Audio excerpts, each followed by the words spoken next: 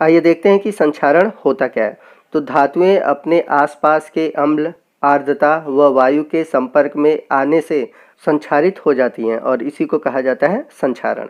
तो संक्षारण के कारण धातुएं जो होती हैं वो धीरे धीरे कमज़ोर हो जाती हैं, यानी कि जो धातुओं की जो परत होती है वो धीरे धीरे नष्ट होने लगती है, जिसके कारण जो धातुएं होती हैं वो कमज़ोर हो जाती हैं।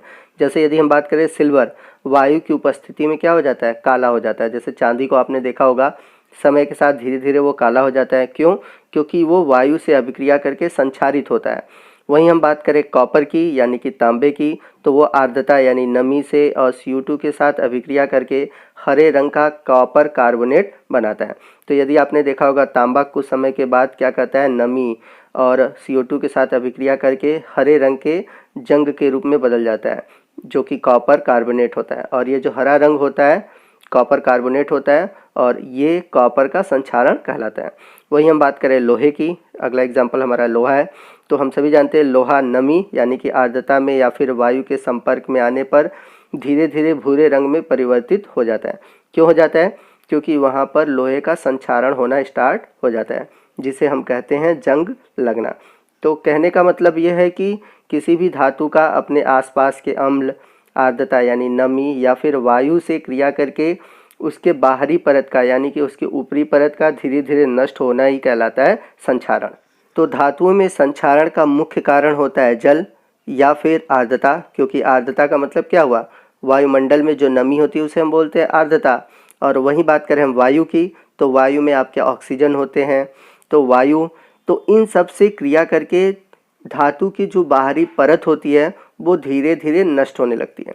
और जब ये प्रक्रिया धीरे धीरे होती रहती है, यानी कि उसकी जो परत होती है धीरे धीरे नष्ट होती है, जिससे जो धातुएं होती हैं धीरे धीरे कमज़ोर होती जाती हैं, और यही पूरी प्रक्रिया ही कहलाती है संक्षारण। आइए नेक्स्ट हम देखते हैं कि संक्षारण से कैसे धातुओं को बचाया जा सकता है, यानी कि संक्षारण से सुरक्षा। तो धातुओं को संक्षारण से बचाने के लिए विभिन्न विधियां अपनाई जाती हैं, जैसे कि पेंट करना, तेल लगाना, यसद लेपन, क्रोमियम लेपन, एनोडीकरण या मिश्र धातु बनाकर। तो इन सब विधियों का प्रयोग करके हम धातुओं को संक्षारण से बचा सकते हैं। तो बारी बारी से हम इन सभी विधियों के बारे में जानेंगे और जानेंगे कि कैसे हम इन विधियों का प्रयोग करके धातुओं को संक्षारण यानी कि खराब होने से बचा सकते हैं।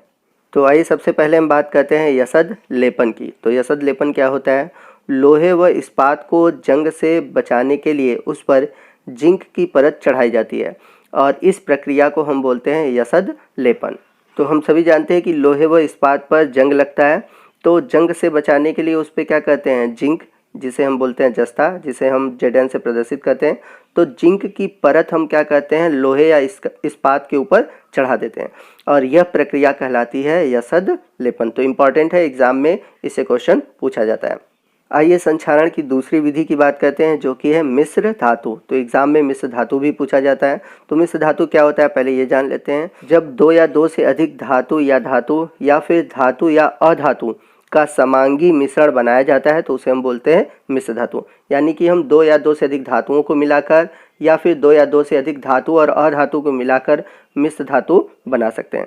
जैसे हम बात करें लोहा की, तो लोहे में आपको लोहा मिलेगा मैक्सिमम मतलब 99% और कार्बन की बहुत कम मात्रा होती है, लगभग 0.05%। तो इसके कारण लोहा जो होता है वो कठोर हो जाता है।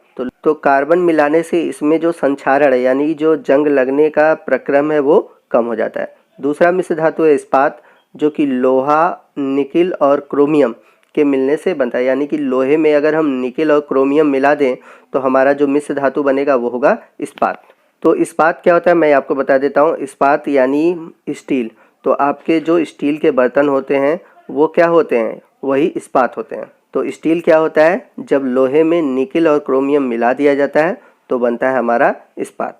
नेक्स्ट हम बात करते हैं पीतल की। तो पीतल कैसे बनता है? पीतल भी एक मिश्र धातु है जो कि कॉपर और जिंक के मिलने से बनता है। वहीं बात करते हैं लास्ट हम कांसा की। कांसा जो होता है वो कॉपर और टीन के मिलने से बनता है। तो ये कुछ मिश्र धातुएं हैं जिनका निर्माण धातु और धातु या फिर धातु या अधातु के समांग मिश्रण से होता है। अगला है धातु द्वारा स्वयं रक्षा कवच बना लेना। तो कुछ धातुएं क्या करती हैं कि अपने ऊपर खुद ही रक्षा कवच बना लेती हैं और यह प्रक्रिया कहलाती है एनोडीकरण। तो आइए देखते हैं एनोडीकरण क्या होता है। तो एल्युमिनियम धातु को खुली हवा में छोड़ देने पर उसकी सतह पर उसके ऑक्साइड की एक परत बैठ जाती है।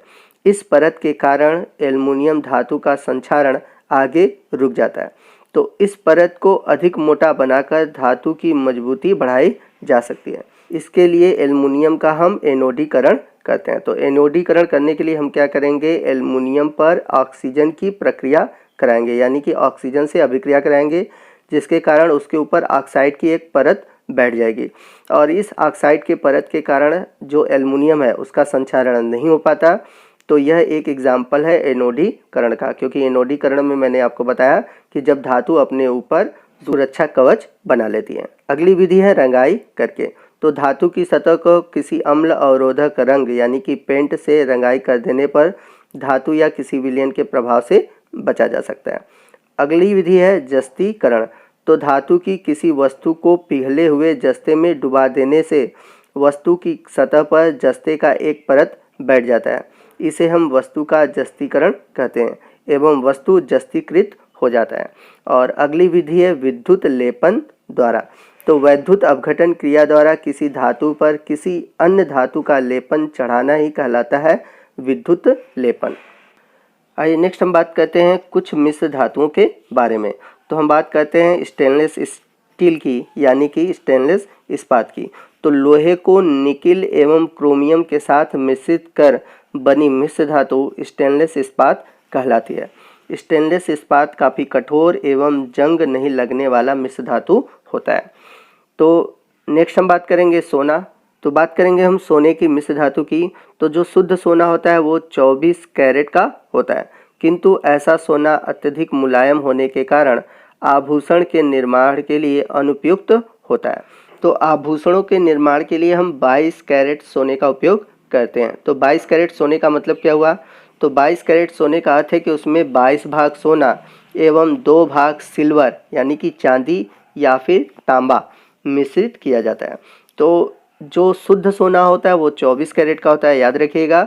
और आभूषणों के निर्माण में जो सोना यूज़ किया जाता है वो होता है 22 कैरेट का।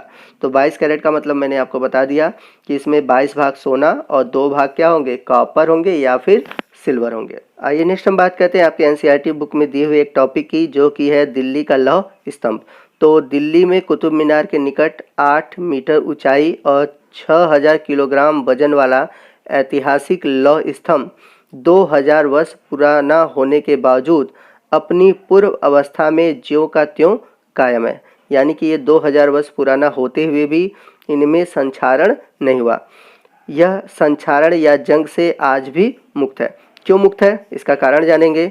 यह स्तंभ जो है पिटवा लोहे का बना हुआ है, यानी कि पिटवा लोहा मतलब होता है शुद्ध लोहा, जिसे हम इस्पात बोलते हैं। तो स्टेनलेस स्टील मतलब कि स्टेनलेस इस्पात अलग होता है, इस्पात अलग होता है। लोहे का जो शुद्ध रूप होता है उसको हम बोलते हैं इस्पात, याद रखिएगा, जो कि पिटवा लोहा से बनता है, जिसका संक्षारण बहुत ही धीरे धीरे होता है। इस स्तंभ की बाहरी सतह पर लोहे के चुंबकीय ऑक्साइड की एक पतली परत जम जाने के कारण इसका संक्षारण बाधित हो गया है। और दूसरा संक्षारण न होने का कारण है एनोडीकरण। अभी एनोडीकरण आपने पीछे पढ़ा कि एनोडीकरण में क्या होता है, जब कोई धातु अपने ऊपर एक परत बना लेती है तो उसको हम बोलते हैं एनोडीकरण। तो एक कारण एनोडीकरण का भी है।